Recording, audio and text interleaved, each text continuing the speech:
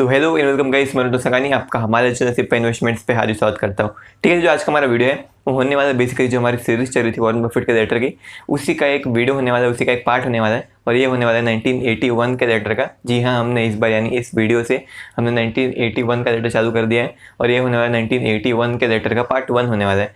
ठीक है, सो अगर आपने इसके पहले की वीडियो नहीं देखी है हमारी, हमने तकरीबन कुछ इस सीरीज़ में तकरीबन 22 या 24 या 25 के आसपास वीडियो बनाई है। तो प्लीज़ वो सारी वीडियो देख लेना, आपको सबसे बहुत कुछ सीखने मिलने वाला है, बहुत ज्ञान मिलने वाला है। ठीक है, सो वो सब वीडियो देख लेना। तो अभी चालू करते हैं आज का हमारा वीडियो। लेकिन उसके पहले अगर आपने हमारे चैनल को सब्सक्राइब नहीं किया तो प्लीज़ हमारे चैनल को सब्सक्राइब कर दीजिएगा, बाजू में बेल आइकन उसको दबा दीजिएगा ताकि हमारे चैनल पर कोई भी नई वीडियो आएगी उसकी नोटिफिकेशन सबसे पहले आपके पास आएगी। तो चालू करते हैं आज का हमारा वीडियो। सो अभी इसके लिए सबसे पहले चलना पड़ेगा हमें पीपीटी की तरफ। सो चलते हैं पीपीटी की तरफ। सो हेलो गाइस, अब हम आ चुके हैं हमारे पीपीटी पे। तो ये है Berkshire Hathaway shareholders letter 1981 part 1 in Hindi by simple investments. ठीक है, सो अभी चालू करते हैं 1981 का लेटर। तो चालू करते हैं हमारी पीपीटी। तो यहाँ पे आएगा सबसे पहले लेसन नंबर 1। तो यहाँ पे जो लेसन नंबर 1 है उसमें वॉरेन बफेट जी कहते हैं we expect that undistributed earnings from such companies will produce full value for Berkshire and its shareholders. If they don't we have made mistakes as to either 1 the management we have elected to join, 2 the future economics of the business और 3 the price we have paid। तो यहाँ पे जो lesson number 1 है उसमें Warren Buffett जो basically जो retained earnings है उसकी बात बोलते हैं। वे कहते हैं कि जो अनडिस्ट्रीब्यूटेड यानी जो बेसिकली रिटेन्ड अर्निंग्स होती है, अगर उसका जो असर है वो हमें प्राइस पे देखने नहीं मिलता, सो बेसिकली 3 मिस्टेक हो सकती है हमारी। सो अभी उन तीनों मिस्टेक के बारे में और डिटेल में जानने के लिए, तीनों मिस्टेक के बारे में कुछ ना कुछ एग्जांपल जानने के लिए और ये सब चीज़ें के बारे में सीखने के लिए, जानने के लिए चलते सीधा हमारे कैमरे की तरफ। और ये जो लेसन होने वाला है वो बहुत इंपॉर्टेंट होने वाला है। अगर आप एक इन्वेस्टर हो, सो बेसिकली जो मेनली इन्वेस्टर है वो लोग ये गलतियाँ करते ही है, वो लोग ये तीनों में से कोई ना कोई एक गलती करते ही है।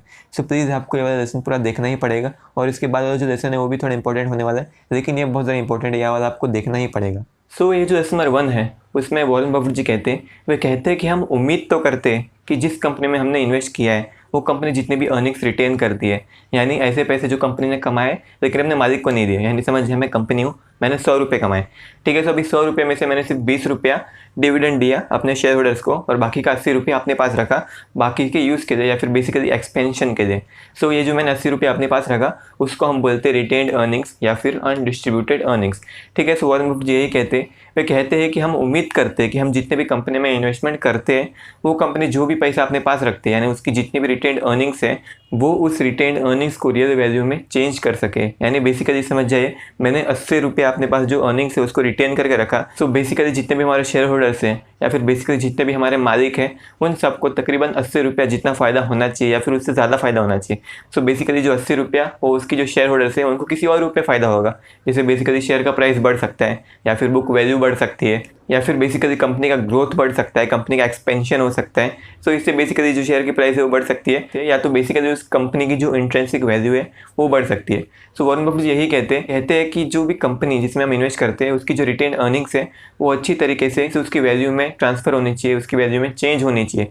अगर ऐसा नहीं हुआ, यानी कंपनी ने 80 रुपये अपने पास रखे लेकिन बेसिकली जितने भी शेयर होल्डर्स है उसके, यानी कंपनी के जितने भी मालिक है उसको 80 रुपये जितना फ़ायदा नहीं हुआ, सो बेसिकली क्या फ़ायदा। मीन्स कंपनी को बेसिकली पैसा अपने पास रखना ही नहीं चाहिए था, कंपनी जितने पैसे कमाती है वो सब डिविडेंड के रूप में अपने शेयर होल्डर्स को दे देना चाहिए था। सो वॉरेन बफेट जी यही कहते हैं कि जो हमारा गोल है वो यही है कि हम कंपनी को एक प्राइस पे खरीदें, एक अच्छे प्राइस पे खरीदें, देन वो कंपनी जितने भी पैसे कमाती है उसको थोड़ा रिटेन करेगी, देन रिटेन अर्निंग्स के हिसाब से उस कंपनी का स्टॉक प्राइस बढ़ते जाएगा या फिर बेसिकली उसकी इंट्रिंसिक वैल्यू बढ़ेगी, देन इंट्रिंसिक वैल्यू बढ़ने की वजह से उसका स्टॉक प्राइस भी उसको फॉलो करेगा और उसका स्टॉक प्राइस भी बढ़ने वाला है। तो वे कहते हैं कि हम इसी चीज़ की उम्मीद करते हैं, लेकिन वे कहते हैं कि ऐसा ना होने के 3 कारण हो सकते हैं। मीन्स वे कहते हैं कि अगर ऐसा नहीं हुआ तो बेसिकली हम फेल हो चुके हैं, हमने बहुत सारी गलतियाँ की है और जो हमने गलतियाँ की है वो 3 गलतियाँ हो सकती है। पहली गलती तो ये हो गई कि हमने मैनेजमेंट को बराबर चुना नहीं होगा, हमने मैनेजमेंट को एनालाइज नहीं किया रहेगा कि ये जो कंपनी है उसका जो मैनेजमेंट है वो बराबर है कि नहीं।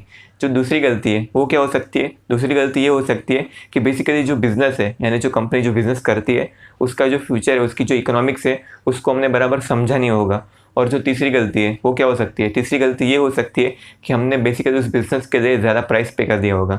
सो अभी यहाँ पे वॉरेन बफेट जी कहना क्या चाहते हैं? सो यहाँ पे वॉरेन बफेट जी इनडायरेक्टली यही कहना चाहते हैं कि आप कभी भी किसी कंपनी का स्टॉक देते हो, आप कभी भी किसी कंपनी का शेयर देते हो, सो आपको क्या क्या गलती नहीं करनी चाहिए। आपको मेन आपको मीन्स आपकी सबसे बड़ी गलती है, तीन ही गलती होती है बेसिकली। आपको ये तीन गलती अवॉइड करनी चाहिए। तीनों गलती क्या होती है बेसिकली? आप सबसे पहले मैनेजमेंट को एनालाइज किए बिना आप किसी भी कंपनी का शेयर दे देते हो। दूसरी सबसे बड़ी गलती क्या हो सकती है? दूसरी सबसे बड़ी गलती ये हो सकती है कि आप वो जो बिज़नेस है, वो जो कंपनी जो बिज़नेस कर रही है, उसको समझ नहीं पाते हो, उसका फ्यूचर ग्रोथ कैसे होने वाला है, उसको एनालाइज किए बिना आप कंपनी का शेयर दे देते हो। और जो तीसरी गलती है वो क्या हो सकता है कि आप बेसिकली कोई भी प्राइस पे शेयर दे देते हो, मीन्स आप बहुत ज़्यादा हाई प्राइस पे शेयर दे देते हो, और आपको बेसिकली ऐसा नहीं करना चाहिए। सो वॉरेन बफेट जी का लेसन नंबर 1 यही है कि आपको ये तीन गलतियों को अवॉइड करना चाहिए। और अगर आपको इन्वेस्टमेंट करके यानी शेयर मार्केट में पैसा लगा के लॉन्ग टर्म इन्वेस्टमेंट करके आपको अमीर बनना है, तो आपको बेसिकली ये तीन गलती से छुटकारा पाना ही पड़ेगा। आपको ये तीन गलती कभी भी नहीं करनी है, आप किसी भी कंपनी में इन्वेस्ट करो, ठीक है। सो ये था लेसन नंबर 1। आप चलते लेसन नंबर 2 की तरफ, ठीक है। सो अब मैं आशा करूँ तो आपको लेसन नंबर 1 समझ में आया होगा। सो अभी चलते लेसन नंबर 2 की तरफ। सो ये जो लेसन नंबर 2 है उसमें वॉरेन बफेट जी कहते हैं in aggregate our market gain from securities during the year considerably outstripped the gain in underlying business values. Such market variations will not always be on the pleasant side, so you need to be emotionally ready for any market valuation of your business. So यहाँ पे Warren Buffett जी basically जो आपके business की जो market valuation है उसके बारे में बात करते हैं, यानी जिस कंपनी के आपने शेयर खरीदे उसके स्टॉक प्राइस के बारे में बात करते हैं। सो वे यहाँ पे आपको बोलते हैं कि आपको हमेशा इमोशनली स्टेबल होना चाहिए। आप कभी भी कोई भी बिजनेस में इन्वेस्ट करते हो, सो आपको बेसिकली ध्यान रखना पड़ेगा कि मीन्स आपकी जो बिजनेस है उसकी जो मार्केट प्राइस है वो कुछ भी हो सकती है, लेकिन आपकी जो बिजनेस की जो इंटरेस्ट वैल्यू है वो बढ़ती रहनी चाहिए, ठीक है। सो अब ये सब चीज़ों के बारे में जानने के लिए, अगर आपको ये सब चीज़ों का मतलब नहीं पता, सो ये सब चीज़ों के बारे में जानने के लिए और डिटेल में जानने के लिए, थोड़े कुछ एग्जांपल्स जानने के लिए चलते सीधा हमारे कैमरे की तरफ। सो ये जो लेसन नंबर 2 है उसमें वॉरेन बफेट जी कहते हैं कि टोटल इस साल कुल मिला के हमारी जो कंपनी है, मीन्स हम जो हमारी कंपनी है बर्कशायर हैथवे, यानी वॉरेन बफेट जी की कंपनी है बर्कशायर हैथवे, हमारी कंपनी दूसरी कंपनी में इन्वेस्ट करती है, ठीक है। सो हमारी कंपनी में जितने भी कंपनी में इन्वेस्ट किया था उन सब की बेसिकली शेयर प्राइस बहुत बढ़ चुकी है और जिससे हमें बहुत प्रॉफिट हो चुका है। बेसिकली जो असली बिजनेस वैल्यू यानी जो इंट्रिंसिक वैल्यू हम बोलते हैं, जिसकी हमने लेसन नंबर 1 में भी बात की थी कि हर बिजनेस की एक इंट्रिंसिक वैल्यू होती है, यानी उसकी रियल वैल्यू, यानी अगर आप बिजनेस को खरीदना चाहो तो आपको बेसिकली उसी प्राइस पे खरीदना चाहिए। सो वे कहते हैं कि जो बिजनेस की जो रियल वैल्यू है वो ज़रा नहीं बढ़ी है, लेकिन जो बिजनेस का जो स्टॉक प्राइस है वो बहुत ज़्यादा बढ़ चुका है। यानी हमने जितने भी कंपनी का शेयर खरीदे थे उन सब शेयर का जो प्राइस है वो तकरीबन 50% बढ़ चुका है, लेकिन जो कंपनी की जो इंट्रिंसिक वैल्यू है उसका प्राइस ज़्यादा नहीं हुआ है, उसकी जो इंट्रिंसिक वैल्यू है वो ज़रा नहीं बढ़ी, वो तकरीबन सिर्फ 20% या 30% ही बढ़ी है। सो बेसिकली वे कहते हैं कि स्टॉक मार्केट में ऐसा देखने बहुत कम मिलता है और आपको ऐसे देखने की कभी उम्मीद करनी भी नहीं चाहिए। मीन्स हमेशा ऐसा नहीं होता है कि जो शेयर प्राइस है वो हमेशा इंटरेस्ट की वैल्यू से ज़्यादा बढ़ेगी, आपको इसका उल्टा भी देखने मिल सकता है, जैसा हमें बहुत बार देखने मिल चुका है। जैसा अगर हम बात करेंगे अभी हमें आईटीसी के भी मामले में देखने मिल चुका है। आईटीसी में तकरीबन 5 साल से उसका शेयर प्राइस ज़्यादा ऊपर नीचे गया ही नहीं है, और अगर आपने 5 साल पहले आईटीसी का शेयर खरीदा होता तो बेसिकली आपको अभी लॉसेस ही हो रहे होते हैं। लेकिन वॉरेन बफेट यहाँ पे कहना चाहते हैं कि शेयर मार्केट में ऐसा हो सकता है कि आपने जिस कंपनी का शेयर खरीदा है या फिर कोई कंपनी का ऐसा हो सकता है कि आपने उसका शेयर खरीदा है, सो उसका जो बिजनेस वैल्यू है वो बढ़ती रहेगी, लेकिन उसका शेयर प्राइस, उसका जो शेयर वैल्यू है वो नहीं बढ़ने वाली, उसको बढ़ने में थोड़ा टाइम लग सकता है, ठीक है। सो वॉरेन बफेट इसी चीज़ को समझाने के लिए कहते हैं कि आप कभी भी इन्वेस्टमेंट करते हो सो आपको बेसिकली मेंटली स्टेबल रखना चाहिए, आपको अपने दिमाग को स्टेबल रखना पड़ेगा, क्योंकि जितने भी इन्वेस्टर लोग होते हैं वो बेसिकली वो सोचते तो ये है कि हाँ भाई मैं इस कंपनी को तकरीबन 10 साल तक होल्ड करूँगा, 10 साल के बाद मुझे प्रॉफिट होने वाला है। लेकिन बीच में जब 1 साल होता है, 2 साल होता है, 3 साल होता है, तब लोग सोचने लग जाते हैं कि भाई 3 साल से इसने मेरा कुछ प्रॉफिट ही नहीं दिया, 3 साल हो गए लेकिन फिर भी अभी ये कंपनी लॉस में चल रही है, मुझे इसको बेच देना चाहिए, पैसा कहीं और लगा देना चाहिए। सो वे भूल जाते कि भाई मैंने इस कंपनी को 10 साल के लिए खरीदा था और बेसिकली अभी सिर्फ 3 ही साल हुए, 3 साल में क्या हो जाएगा? 3 साल में हाँ हो सकता है कुछ ना कुछ, लेकिन 3 साल तक शेयर प्राइस ना बढ़ना ये एक बहुत नॉर्मल बात है। अगर हम बात करेंगे आइसर मोटर्स की, सो आइसर मोटर्स की शेयर प्राइस भी 2006 से 2009 तक बिल्कुल नहीं बढ़ी थी, 3 साल तक बिल्कुल भी नहीं बढ़ी थी, मीन्स नॉर्मली उसी वैल्यू के आसपास चल रही थी। लेकिन 2009 के बाद अभी तक वो कंपनी मीन्स मल्टी बैगर हो चुकी है, तकरीबन उसने 50 गुना से भी ज़्यादा रिटर्न दे चुका है। यानी अगर आपने उस कंपनी में पैसा 2006 में लगाया रहता, सो 2006 से 2009 में आपको थोड़ा सा भी रिटर्न नहीं मिलता, मेरे हिसाब से आपको लॉस ही हो रहे होते।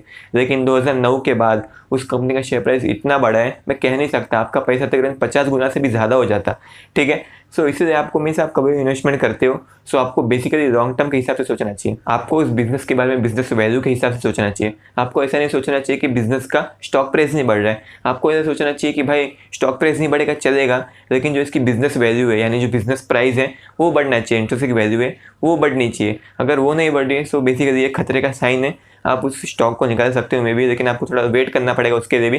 3 साल क्योंकि बहुत छोटा पीरियड हो सकता है। सो बेसिकली अगर बिजनेस की जो वैल्यू है, जो इंट्रिंसिक वैल्यू है वो बढ़ रही है लेकिन स्टॉक प्राइस नहीं बढ़ रहा है, सो बेसिकली आपके पास एक अपॉर्चुनिटी होती है कि आप थोड़ा वेट करके और शेयर खरीद सकते हो इस कंपनी के, ताकि फिर अगर स्टॉक प्राइस बढ़ना चालू हुआ तो बेसिकली आपको अच्छा खासा प्रॉफिट हो सकता है। ठीक है, सो ये था लेसन नंबर 2।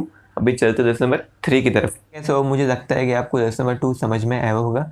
सो अभी चलते लेसन नंबर 3 की तरफ। सो ये जो लेसन नंबर 3 है उसमें वॉरेन बफेट जी कहते हैं regardless of the impact upon immediately reportable earnings we would rather buy 10% of wonderful business T at X per share than 100% of T at 2X per share. More corporate managers prefer just the reverse and have no shortage of stated rationales for the behaviour. ठीक है, सो मैं सभी इसको detail में जानने के लिए चलते हैं हमारे कैमरे की तरफ। सो ये जो लेसन नंबर 3 है उसमें वॉरेन बफेट जी कहते हैं कि रिपोर्टेड अर्निंग्स के बारे में सोचना छोड़ के हम रिपोर्टेड अर्निंग्स मीन्स उस चीज़ के बारे में हम सोचते नहीं है कि हमारी अर्निंग्स कितनी होगी, जो हमारा प्रॉफिट एंड लॉस स्टेटमेंट है वो क्या होगा, जो हमारी कंपनी का जो EPS है वो क्या होने वाला है। उस सब चीज़ों को छोड़ के हम इन्वेस्टमेंट करते हैं, यानी वो सब चीज़ों का आपको छोड़ देना होगा। अगर आप अपना पोर्टफोलियो बनाते हो, अगर आपको लॉन्ग टर्म इन्वेस्टमेंट करना है सो बेसिकली आपको ये सब सोचना छोड़ना पड़ेगा कि भाई मुझे 1 महीने में या फिर 1 साल में कितना प्रॉफिट हो सकता है, क्योंकि जो लॉन्ग टर्म इन्वेस्टमेंट होता है वो बेसिकली तकरीबन 5, 10, 15 साल का खेल होता है। सो आपको इसलिए लॉन्ग टर्म के बारे में सोचना पड़ेगा। ठीक है, सो वे कहते हैं कि जब भी हम इन्वेस्टमेंट करते हैं सो तभी हम जो हमारे रिपोर्टेड अर्निंग्स है उसको छोड़ के हम एक अच्छी कंपनी टी मीन्स बेसिकली ये सिर्फ एक एग्जांपल के लिए बताना चाहते हैं वॉरेन बफेट जी।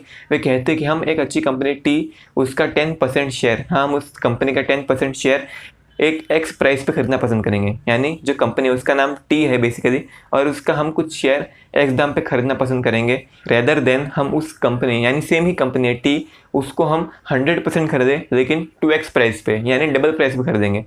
सो वॉरेन बफेट यहाँ पे कहना यही चाहते हैं कि हम कंपनी को कैसे खरीदते हैं उससे मुझे कुछ भी मतलब नहीं है। हम उसको शेयर मार्केट से खरीदते हैं या फिर क्या बोलते हैं सीधा डील कर देते कंपनी के साथ, हम कंपनी का 10% खरीदते हैं या फिर 100% खरीदते हैं, उससे मुझे कुछ भी मतलब नहीं है। वे कहते हैं कि हमें सिर्फ एक ही चीज़ से मतलब है, वो है प्राइस से। हमें जब तक वो चीज़ एकदम सही प्राइस पे मिल रही है तब तक हम उस कंपनी का कितना भी % हिस्सा हो, फिर चाहे वो ज़्यादा हो या फिर कम हो, हम उसको खरीद लेंगे। लेकिन बस सिर्फ एक प्राइस मैटर करता है। लेकिन वो आगे कहते हैं कि ये जो बाकी सब कंपनियाँ हैं यानी बाकी सब कंपनियाँ जो दूसरी कंपनी को एक्वायर करती है वो सब कंपनी अक्सर बहुत ज़्यादा प्राइस पे कर देती है। क्यों पे कर देती है? क्योंकि उनको 10% कंपनी नहीं चाहिए, उनको पूरी कंपनी चाहिए। सो बेसिकली वो लोग ज़्यादा प्राइस पे कर देते हैं और कभी कभी डबल या फिर ट्रिपल प्राइस पे कर देती है।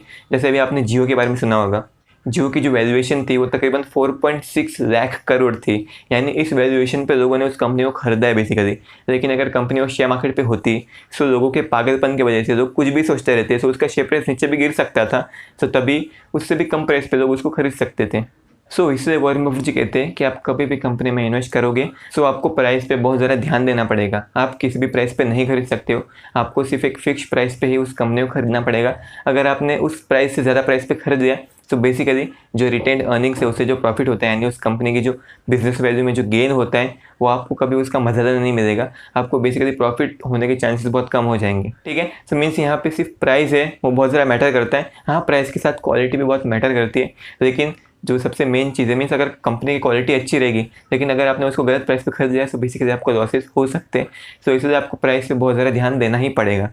और इससे वॉरेन बफेट जी ये भी कहना चाहते हैं कि मीन्स कभी ना कभी आप किसी भी कंपनी में इन्वेस्ट करना चाहते हो तो कभी ना कभी ऐसा टाइम आएगा जब उस कंपनी की जो प्राइस है वो बहुत कम हो जाएगी या फिर उस कंपनी की जो प्राइस है उसकी वैल्यू से कम हो जाएगी। यानी मार्केट में ऐसा चलता रहता है, जब कभी भी क्रैश आएगा या फिर करेक्शन आएगा तभी उसकी प्राइस कम हो सकती है। सो बेसिकली आपको ये सब चीज़ें एज एन अपॉर्चुनिटीज़ का इस्तेमाल करना चाहिए। आपको कभी भी प्रेशर में आके कि हाँ भाई ये कंपनी मेरे को इन्वेस्ट करनी है लेकिन अभी प्राइस सही नहीं है सो नहीं करूँगा, फिर आप 1 महीने बाद देखते हो अरे भाई ये कंपनी ने तकरीबन 50% का रिटर्न दिया है, अरे भाई अगला महीना देखा वापिस से भाई कंपनी 2 गुना हो चुका है। लेकिन आपको ये सब चीज़ों में नहीं फंसना चाहिए। जब तक उस कंपनी का प्राइस आपके हिसाब से सही नहीं होता तब तक फिर वो कंपनी जितना भी रिटर्न देती हो, फिर चाहे वो कंपनी 10 गुना पैसा क्यों नहीं कर देती हो, लेकिन आपको उस कंपनी में इन्वेस्ट नहीं करना चाहिए। ठीक है, सो ये था लेसन नंबर 3। यहाँ पे हमारी वीडियो ख़त्म होती है। अगर आपको वीडियो अच्छी लगी तो प्लीज़ इस वीडियो को लाइक शेयर सब्सक्राइब कर देना और अगर आपको ऐसी वीडियो और चाहिए तो प्लीज़ हमारे चैनल को सब्सक्राइब कर दीजिएगा, बाजू में बेल आइकन है उसको दबा दीजिएगा, ताकि हमारे चैनल पे कोई भी नई वीडियो आएगी उसको नोटिफिकेशन सबसे पहले आपके पास आएगी।